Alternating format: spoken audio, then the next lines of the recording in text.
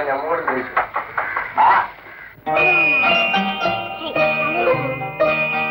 മാധവോ, ഞാൻ കുഞ്ഞിനെ കളിപ്പിച്ചോണ്ടിരിക്കുകയായിരുന്നു. അപ്പോഴേ ഇത് ആരാണെന്ന് അറിയാവോ? അതൊന്നും വേണ്ട, നിന്റെ അളിയനാ. ആട്ടെ, യശോദ വന്നില്ലേ? യശോദ ഇപ്പൊ വരും. യശോദയുടെ മോനാ കൊച്ചു കള്ളടാ. അമ്മാവനെ കണ്ടോ? ചട്ടമ്പിയാണ്. അളിയെ ഇങ്ങോട്ട് കയറിയിരുന്നാ.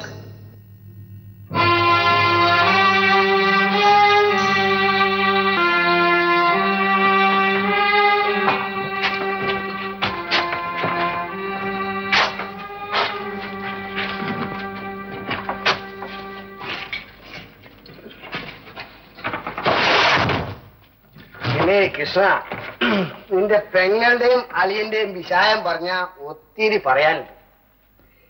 ഇവനിക്കാണെങ്കിൽ ഒരു ജോലിയില്ല. എന്നാ ജോലിയില്ലേ? ഉണ്ട് താനും. രാഷ്ട്രീയം.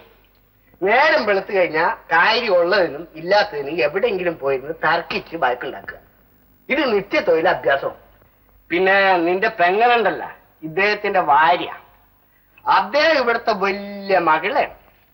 നെയ്ത്ത് കമ്പനി വിട്ടു കഴിഞ്ഞാൽ ഒറ്റ പോക്കാണ് മകളാ സമാജത്തിൽ. ആ സമയമൊക്കെ വീടും കൊച്ചുമൊക്കെ ഇദ്ദേഹത്തിന്റെ മേൽനോട്ടത്തിലാണ്. ലൗക്യത്തിൽ നടന്ന കല്യാണമാണെങ്കിലും ചിലപ്പൊക്കെ ചില ഏറ്റുമുട്ടലുകളുണ്ട്. അപ്പൊ ചില തട്ടുമുട്ടൊക്കെ കേൾക്കാം. ഓ, അങ്ങനൊന്നുമില്ല. നീ കാണാനും കേൾക്കാനും ആളായി. വെറുതെ തടി വടക്കാക്കണ്ട, ദൂഷിച്ചോ. അളിയന് കുളിക്കണ്ടേ? പറഞ്ഞതുപോലെ നേരാണ്. നല്ലോണം പച്ചവെള്ളത്തിൽ നീണ്ടു നിവർന്നൊന്ന് കുളിക്ക്. 10 കൊല്ലത്തെ ചൂടില്ലേ തലയില്, അതൊക്കെ ഒന്ന് ഇറങ്ങിപ്പോയി തലയൊന്ന് തണുക്കട്ടെ. അപ്പോഴത്തേന് ഞമ്മൊന്ന് പൊരയെ പോയിട്ട് വേഗം വന്നല്ല. കൃഷ്ണൻ നോക്കിക്കേ, നമ്മുടെ സാമ്രാജ്യം. നീ ഇവിടുന്ന് പോകുമ്പോ ഞമ്മളും കെട്ടുകളും മാത്രമേ ഉള്ളൂ. ഇപ്പൊ പരിവാരങ്ങൾ എത്ര ഉണ്ടെന്ന് നോക്ക്.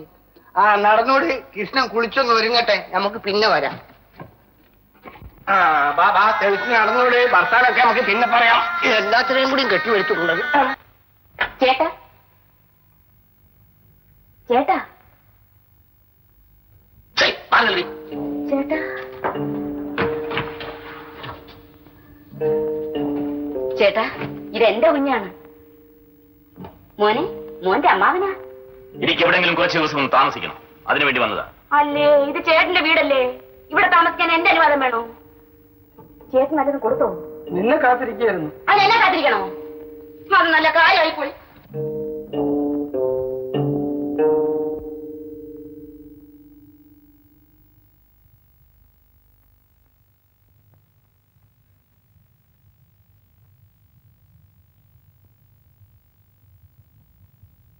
ചേട്ടന് വല്ലതും വേണോ ഇനി?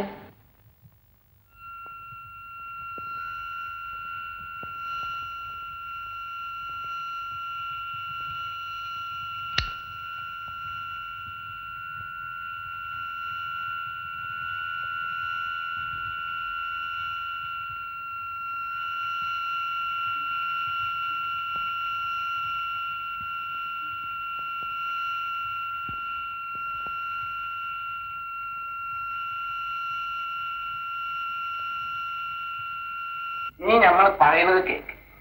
നീ പോയി ആ ആര്യാജനെ കാണും. അയാളുടെ കീഴിലല്ലായിരുന്നാ നിനക്ക് മുമ്പ് പണി. ഇപ്പൊ ഒരു ജോലി തരാം. ആർക്കും എന്നോട് എന്തും പറയാം, പക്ഷെ പെണ്ണുങ്ങളെ പറ്റി മാത്രം എന്നോട് പറഞ്ഞു പോകരുത്. യശോദയെ തന്നെ ഞാൻ രക്ഷിക്കുന്നത് അവന്റെ പെങ്ങളായതുകൊണ്ടാണ്. സ്ത്രീ എന്ന സാഹചര്യത്തിനെ എവിടെ വെച്ച് കണ്ടാലും എനിക്ക് ആ ഓർമ്മ വരും. ഞമ്മളും കെജോനാണ്. പെണ്ണും പിടക്കൊക്കെ നമുക്കുണ്ട്. ഒരുപാട് മക്കളുണ്ട്. ഇപ്പോഴും ഞങ്ങൾ ഒരുമിച്ചല്ലേ കൊടുക്കണത്. എനിക്കതൊന്നും അറിയേണ്ട കാര്യമില്ല. പെണ്ണുങ്ങളെ എന്റെ മുന്നിൽ വെച്ച് ന്യായീകരിക്കുന്നത് പോലും എനിക്കിഷ്ടമല്ല.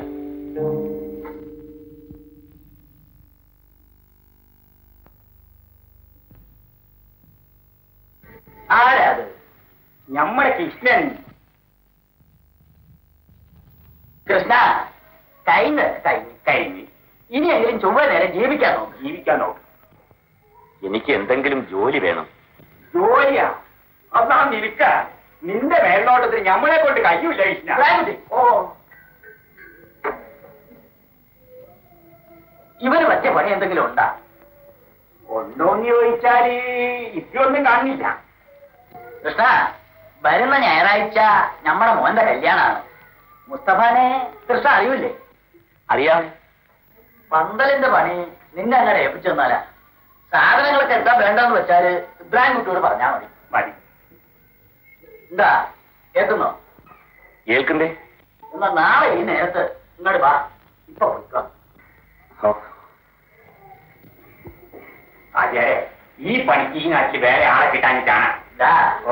അവൻ അവന്റെ കെട്ടിയോളെ കൊന്നേ. ആ നേരത്ത് ഞമ്മളായാലും എന്തെങ്കിലുമൊക്കെ ചെയ്തു പോകും. പക്ഷേ അരയിലൊരു കത്തിയും തിരിയാവില്ല ഇപ്പോഴത്തെ നടപ്പ്. കത്തിയല്ലേ കീഴടങ്ങി പെര തൂത്ത് വൃത്തിയാക്കാൻ പോകണം എന്നെനിക്ക് തോന്നിയില്ല. പെര വൃത്തിയാക്കാൻ ചൂട് തലയോട്ടല്ലേ പിടിക്കുന്നത്. ഇത് മുകളിലോട്ടാ പിടിച്ചോണ്ട് വന്നത്. ഉള്ള ധൈര്യം വെച്ചോണ്ട് ഞാൻ എടുത്ത് ചാടി. ഉടനെ അവള് വിളിച്ചു പറയാ, പിന്നെ ഇങ്ങനെ ഒരു ഭയം ഉണ്ടെന്ന് കരുതി ഈ പടി കടന്നു പോകരുത്. ഇത്രയൊക്കെ വർത്താനം പറഞ്ഞിട്ട് മാധവ ഔത്തുന്നൊരു അനക്കം കേൾക്കണില്ല. ഈ ഒന്ന് പോയി വിളിച്ചോണ്ട് വാ, ഞമ്മ ഒരു മധ്യസ്ഥം ഉണ്ടാക്കാം.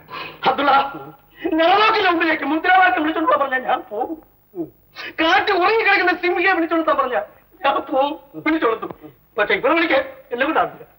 ഓഹോ, യശോദേ അവിടെ കിടന്ന് ഉറങ്ങായിരിക്കും. യശോദേ ഇപ്പൊ മരിച്ചു കാണുമായിരിക്കും. മാധവ, ഈ ഒന്ന് പോയി വിളിച്ചിട്ട് വാ. ധൈര്യമായിട്ട് പോകും പോലെ. നമ്മളെല്ലാം ഇവിടെ നിൽക്കണം എനിക്ക് വേണ്ടിട്ട്. പോയിട്ട് വാ. എന്റെ അമ്മ പോയിട്ട് ചെല്ലി പോയിട്ട്.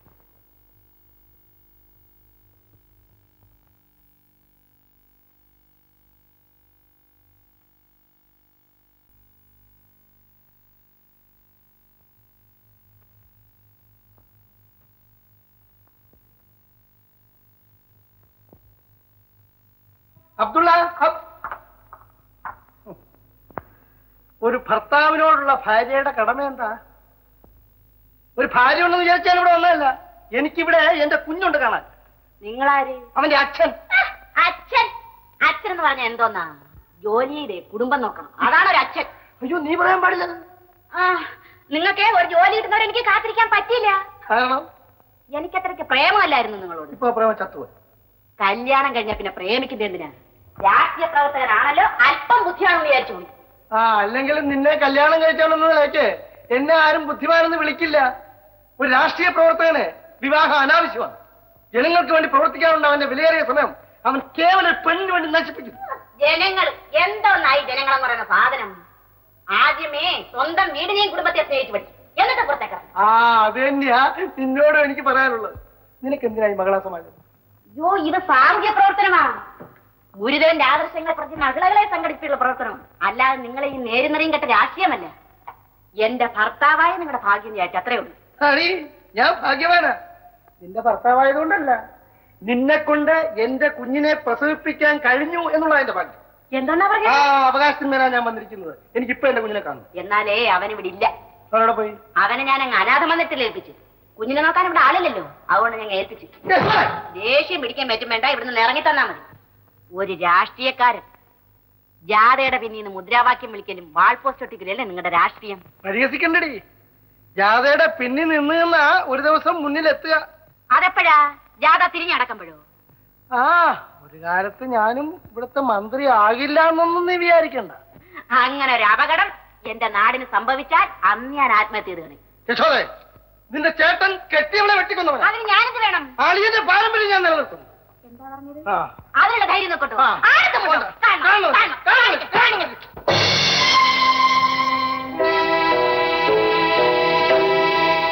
കൊല്ലടാ ഭാര്യ.